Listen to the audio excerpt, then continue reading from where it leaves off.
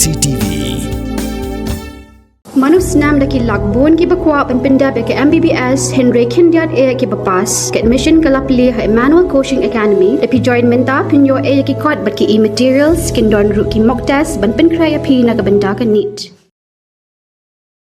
Kami kalia klayo ke Jubab kapa Jingkyrmen nak Sorkar Pdeng halo ka Jingkyrpat pan aila di ki Dewïong ki pakhamret pan trikamno laitu menteri rangba ka jala ukon rat ki sangma hakalai trik jalio aja pan riu Haka Jingkyrmen bagila patai kubur menteri rangba ulong bai ka Jingtih ki pakhampanya pan sala pan pendapat ba tat andalayo Jingbet nak Sorkar Pdeng ba dia thuru baka Jingkyrmen kadangnya Shahman bak Sorkar India pan syati Dewïong nakipar ki badan hapo Shispa hektar.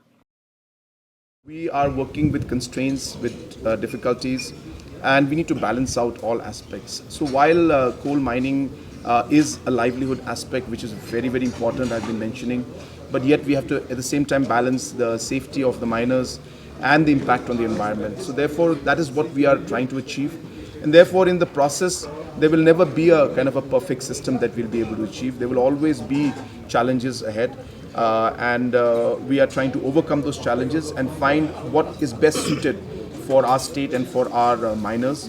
And we are working very closely with everyone, including Government of India. And as I said, we are making strides forward. And we are hopeful, as I said, that slowly and steadily things will reach to a point where we'll be able to really balance out things in a much more better and perfect manner. As of now, the larger mines, about 100-hectare mines, are being permitted by Government of India. 4 mines, as I said, permissions have been given. 3 mines are already active. In fact, large quantity of coal from these scientifically mined coals have already started being exported out of the state. So the process has started, but it's a long way to go. And our concerns are actually the smaller miners who are not having the kind of requisite area that is required. So those challenges are in the process. We are trying to address them by seeking permission from Government of India, whether smaller mines can be given permissions, and we are getting positive response, but I would refrain from giving details right now until unless we have a final clearance from it. Yeah, abandoned mines are also concerned. Two deaths took place recently. You see, the problem is, as I said, there are more than 21,000 mines just in one district. And if you put all the state together, there are maybe close to about 25,000 mines.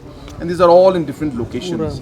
It is almost next to physically impossible for us to really go into all of these aspects. And these mines have been there for centuries, not just decades. For centuries they've been there. So yes, it is a challenge. And all of this has come on us in this kind of limited time and space, and multiple challenges are being addressed. But as I said, we are working on them. And we are ensuring that we balance things out. I think I stress on the word balance because that's really what is important. So while we have to look at livelihood, we need to ensure that we continue to take care of our people. We need to also take care of their lives and the safety of the miners and the environment as well. Mornings are always busy. Everything feels fast. I hear mom shouting and I'm trying not to be late. Outside, Shillong is already awake. Cars move slowly, horns are loud. It feels like everyone is in a hurry. Then the STEMS bus comes in, bright and yellow, always on time. The caretaker waves and I feel okay. Inside we laugh and sing. We share snacks, we help each other with homework. It feels nice. My parents know I'm safe through the STEMS app on mom's phone. Because this bus isn't just a ride. It takes us to school, with friends, and a little bit of hope. This is STEMS, our right, our future.